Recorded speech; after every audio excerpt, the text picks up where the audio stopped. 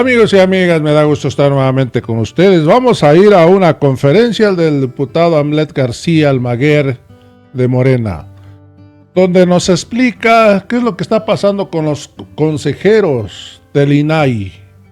Amigos y amigas, y también nos dice qué es lo que está pasando con su retiro, que se va a despachar solito Lorenzo Córdoba y los otros 3 consejeros. Hay que recordar que los consejeros del INAI, amigos y amigas, volvieron a los tiempos de antes, lo que tanto ha criticado el presidente López Obrador. Se repartieron, uno para ti, otro para mí. El presidente se da cuenta y veta esos designados. Hoy, amigos y amigas, si no se dan cuenta, se tienen que elegir por una tómbola en la Suprema Corte de Justicia de la Nación. Vamos a ver los retiros que se va a dar Lorenzo Córdoba, Ciro Murayama y otros 2 consejeros, donde nos dice Pablo Gómez que es ilegal. Vamos a ir al tuit de Pablo Gómez. ¿Qué es lo que dice Pablo Gómez? Las liquidaciones de los integrantes del Consejo General en el INE no están asignados por ley, decreto o contrato. Las condiciones generales de trabajo del personal no abarcan a los consejeros y consejeras. Todo pago ilegal es un delito. Este es lo que dijo Pablo Gómez y hay que creerle porque él es un gran personaje en la política, un abogado y además es el titular de la Unidad de Inteligencia Financiera, algo que se pronuncia muy fácil, pero una responsabilidad muy grande. Vamos a ir a otro tuit. Artículo 217, tercer del Código Penal. Incurre en delito de remuneración ilícita quien reciba liquidación por servicios prestados no autorizado conforme a la Ley Federal de Remuneraciones de los servidores públicos. Amigos y amigas, pero la derecha, los chayoteros, dicen que es legal su liquidación, que él solito se va a dar, Lorenzo Córdoba. Amigos, vamos a ir a la conferencia del diputado Almaguer. A través de YouTube. Vamos a tocar algunos temas el día de hoy relacionados con el Instituto Nacional Electoral. Primero comentarles la acción de ayer en el Consejo General. El Instituto Nacional emitió pues un documento en el que refería un finiquito cercano a 2 millones de pesos para el consejero presidente del INE y de casi 1.7 para Ciro Murayama y los demás consejeros que están por terminar su encargo. Tenemos aquí un video que grabamos con el diputado Mario Yergo, representante propietario. Les pedimos que lo reproduzcan, por favor. Esto es lo que declaramos desde el INE. El concepto de bono es uno de los conceptos de liquidación. El señor Lorenzo Córdoba Vianello va a recibir la friolera cantidad de 1.9 millones de pesos. Pero es una perversidad, porque en ese panfleto o boletín, como ellos le llaman, no incluyeron otros conceptos de liquidación, como lo son, desde luego, el aguinaldo, las vacaciones, la prima vacacional y lo más importante, el seguro de separación individualizada, que esta suma, pues desde luego la nada desdeñable cifra de 7 millones de pesos, más los otros conceptos. Seguimos sosteniendo que Lorenzo Córdoba se embolsará más de 9 millones de pesos de liquidación.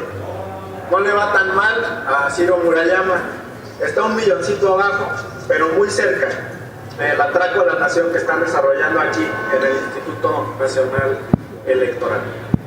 Morena llegó al poder con un mandato popular muy claro, acabar con los privilegios, y esa es la batalla que vamos a dar hoy aquí en el Consejo. Bueno, pues ese fue el planteamiento en la sesión del Consejo General del Instituto Nacional Electoral. De hecho, tenemos estas tablas que se han compartido por la representación a través de redes sociales, pero que con mucho gusto también les proyectamos aquí. Estos son estimados. El primero es del consejero presidente Lorenzo Córdoba. Está calculado bajo un salario base de 49,000 y una compensación garantizada de 213,000. Se calculan los años, los meses y los días en el cargo. La cifra fue muy cercana en la primera parte a lo que el propio Instituto Nacional Electoral expidió. Nuestro cálculo del total del finiquito, que está a media tabla, estaba en 2,074,000, el de ellos está en 1.9 y fracción, es muy cercano. Pero la otra parte que están omitiendo, y la más importante, es la del seguro de separación individualizada. Con estas aportaciones que ya ha explicado el presidente de la República y que antes existían en todas las instituciones pues relevantes de los poderes públicos, aquí en la Cámara de Diputados eso se eliminó. Hasta el 2018 los legisladores, al terminar su periodo, recibían una compensación y podían aportar a un fondo de ahorro una porción de su salario y después el ente público aportaba otra parte. A final de cuentas, ambas aportaciones pues derivan del presupuesto y esperamos que cuando se emita este cheque o esta transferencia podamos confirmar de nueva cuenta la cercanía a las cifras que nosotros como partido, como movimiento, estamos calculando. Se confirmó en la parte del finiquito, ellos obviaron algunas cuestiones relacionadas con las vacaciones, por ejemplo, esa puede ser la diferencia, las primas vacacionales. Es una diferencia cercana a 100,000 pesos, pero ya en la parte del seguro individualizado de separación, pues creo que vamos a estar igualmente cercanos. Se hizo un cálculo además sobre el caso del consejero Murayama y como ya lo expresábamos ahí en el mensaje desde el Instituto Nacional Electoral, la diferencia es mínima respecto del consejero Córdoba. De todas maneras son compensaciones millonarias. Como ustedes lo supieron, pues el titular de la Unidad de Inteligencia Financiera, Pablo Gómez, estimó que estas compensaciones no tienen fundamento legal y calificó incluso que podrían constituir un delito. Yo lo tomo pues con mucha seriedad y respeto porque Pablo es un legislador emérito, es un hombre de izquierda, es un hombre que conoce además los recovecos del Instituto Nacional Electoral y que conoce las leyes y que hoy pues conduce también una institución clave para México, para nuestro país, que es la Unidad de Inteligencia Financiera. Tenemos un debate entonces sobre la legalidad o ilegalidad de esta asignación de recursos a los consejeros y a mí me llamó mucho la atención que hoy por la mañana en el programa de Ciro Gómez Leiva hubo un análisis a profundidad sobre este asunto y ahí, bueno, su coconductor expresó lo que tenemos aquí en el video. El punto es que ellos sean elegidos por un tiempo específico, no están siendo despedidos. A ellos les dijeron, vente como consejero toda la vida, te despido a los 9 años y como motivo de un despido te doy una liquidación. No. A los 5 años me retiro. A ver, vamos a ponerlo otra vez. No. Se les contrata por un periodo en particular.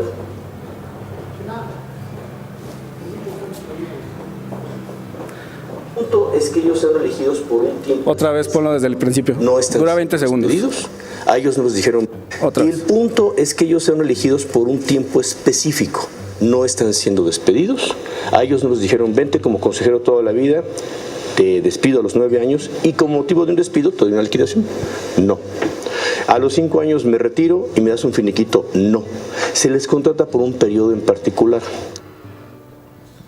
Bueno, esta es la estimación, el análisis que hace Manuel Feregrino, que es coconductor de Ciro Gómez Leiva, y coincide con lo que ha expresado Pablo Gómez. Y muchos constitucionalistas lo han reportado así. Desde hace algunas semanas el doctor Javier Hurtado, que es articulista de Milenio, que fue presidente del Colegio de Jalisco, que compitió en este reciente proceso electoral para la conformación del Consejo General del INE, fue uno de los aspirantes a consejero. También publicó en su momento una columna en la que criticaba estas asignaciones. Es un buen momento entonces para debatir este método de despilfarro, de excesos que solamente incrementan la desigualdad. Los trabajadores mexicanos no tienen acceso a esta clase de prestaciones que, como hoy calificó el presidente de la República, más allá del análisis de si son legales o ilegales, que nosotros sostenemos que son ilegales, son además inmorales, y eso es muy importante en el servicio público. Pues nuestra felicitación también a Pablo Gómez por haber dado un paso al frente en este tema. Finalmente, un punto que estuvimos analizando en la sesión del Consejo General, aunque fuimos interrumpidos de manera reiterada, estaba relacionado con la administración de los recursos. El análisis del punto tercero del orden del día de ayer versaba sobre la implementación del Plan B, y en específico sobre la transición de facultades de un área a otra. Lo que establece la legislación, el Plan B, es la creación de una comisión de administración, que es diferente a lo que hicieron los consejeros ayer. Nosotros insistíamos en la necesidad de crear esta comisión para prevenir los casos de corrupción en el Instituto Nacional Electoral. Y aquí tenemos dos ejemplos de contratos. Este es el informe del órgano interno de control del Instituto Nacional Electoral, y pues queremos compartirles que vamos a estar difundiendo la información que está contenida en este documento, que como ustedes ven es muy voluminoso. Son cientos de páginas de hallazgos que hace el Contralor sobre la corrupción en el Instituto Nacional Electoral, y con mucho gusto la vamos a estar compartiendo con la ciudadanía y con los medios de comunicación. Hoy vamos a empezar con dos contratos. El primero está en la página 54 de este reporte, es el procedimiento de intervención de oficio en la contratación de servicios integrales de infraestructura de cómputo para el sistema electrónico de votos por internet de las y los mexicanos en el extranjero. En teoría debería existir una licitación limpia para poder contratar este programa, pero el órgano interno de control identificó que se trataba de un proceso dirigido, y ahí está subrayado en la página 54. Tiene una suficiencia presupuestal por 158.469.204 pesos. Eso significa que eso es lo que tiene permitido gastarse en esta partida, pero en el concurso se identificó esta dirección de la licitación, de la contratación, a una sola persona. Truquearon la convocatoria para excluir a todos los participantes y generar que solamente una empresa en todo el país pudiera cumplir con los requisitos que su propia convocatoria establecía, y eso está en el párrafo segundo. Dice: en la 35ª sesión ordinaria realizada el 18 de agosto del 2022, el OIC, o sea la Contraloría, identificó que se establecieron en la convocatoria requisitos técnicos que limitaban la libre participación de empresas, con un alto riesgo de que dicho procedimiento pueda estar dirigido, o sea que ya tenga previamente establecido un ganador. Además, dice en el último párrafo de esta página, la contratación pretendía ser por 3 años. Esto es incluso pues posterior al periodo en el que se considera aplicar este programa. Si la elección es en el 24, ¿por qué estaban contratando para el 25 y para el 26? Sin que eso identificara además condiciones económicas, ventajas económicas más favorables, dice el Contralor en su reporte en el documento. Y después tenemos el segundo contrato que vamos a compartir hoy con ustedes, que es el relativo al suministro de combustible a través de tarjetas electrónicas. Ese está en la página 55 del reporte de la auditoría, está aquí en pantalla. Es una licitación pública por 9.062.000 pesos. Dice, el cual presentó importantes desapegos normativos, o sea, incumplimiento con la ley. Situación, y esto es muy grave, que obligó a este órgano fiscalizador, o sea, la Contraloría, a integrar una denuncia en materia de responsabilidades administrativas y adoptar como medida cautelar la separación temporal del cargo del titular de la Dirección de Recursos Materiales y Servicios. Y de nueva cuenta se trataba de un concurso dirigido. Esta es una constante que identifica la Contraloría y vamos a ir reproduciendo el contenido de estas identificaciones que realiza el órgano interno de control. Finalmente, pues falta un día para nuestra concentración en el Zócalo de aquí de la Ciudad de México. Invitar a todos los ciudadanos a que asistan. Es un momento de celebración por nuestra soberanía energética, que forma parte integral también de la soberanía nacional. De mi parte es todo. Muchas gracias. Hay una pregunta, diputado, Sí. de Claudia Salazar, de Reforma. Diputado, buenas tardes, sobre el seguro de separación individualizada. Finalmente, la mitad de ese dinero es de los consejeros, ¿no? O sea, usted dice, proviene de recursos públicos, pero es su dinero. O sea, si ahorraron durante 9 años, pues es su dinero y ya si el INE les va a aportar la misma cantidad, es también parte de un esquema de prestaciones que hay dentro de un órgano autónomo. Pero, digamos, al menos lo que ahorran es su dinero, o sea, no hay algo ilegal en eso. La aportación, como bien lo mencionas, complementaria, la del Instituto Nacional Electoral, implica millones de pesos. Y desde que llegó el presidente de la República al poder y desde que somos mayoría en esta Cámara, no sé, en el Senado creo que también ya lo eliminaron, pero aquí eso ya no existe y en muchas instituciones del gobierno federal tampoco. Creo que es un momento de cambiar porque más que una prestación es un privilegio, no estás hablando de decenas de miles de pesos o de cientos de miles de pesos, estás hablando de millones. Y el salario promedio en este país de cotización en el IMSS es de 15,000 pesos mensuales. ¿Cómo le parece a los trabajadores que están en este rango del salario promedio en el país? No estoy hablando ni más abajo ni más arriba, es el rango, que los consejeros se lleven prestaciones millonarias a final del cargo. Por eso decía que es un momento óptimo de debate. El propio periodista, compañero suyo, Manuel Feregrina, lo expresa, dice, es un momento idóneo para considerar si este tipo de prestaciones deben o no seguir. Ahora, en el caso específico de los consejeros, yo retomo el tuit de Pablo Gómez, que hace un análisis constitucional y dice, no tienen derecho los consejeros a esta prestación porque desde el día que llegan, ellos saben cuándo se van a ir. O sea, no es un tema de despido ni de incertidumbre. Ellos saben cuándo van a dejar el cargo y no tienen derecho a estas prestaciones millonarias. Se va a dirimir, pero es bueno debatirlo. ¿Ustedes dónde lo van a dirimir? ¿Quiénes ustedes? La Cámara de Diputados, los representantes. La representación de Morena tiene muchas opciones. Ajá, ¿a dónde van a acudir para esto? Porque también la Corte, sí, pues siempre les dio la razón a los consejeros y a otros integrantes de los órganos autónomos sobre la reducción de su salario. Y en una parte de las diferentes sentencias, sí, decían que no aplicaba la reducción de salario hasta que terminara precisamente su cargo. Qué bueno que lo comentas. comentas. Ellos siguieron, pues, percibiendo lo que empezaron antes de que gobernara López Obrador. Sí. Entonces, digamos, ellos tienen el respaldo, supongo, de lo que dice la Corte sobre su salario y sobre las prestaciones que tienen o han tenido dentro de un órgano autónomo.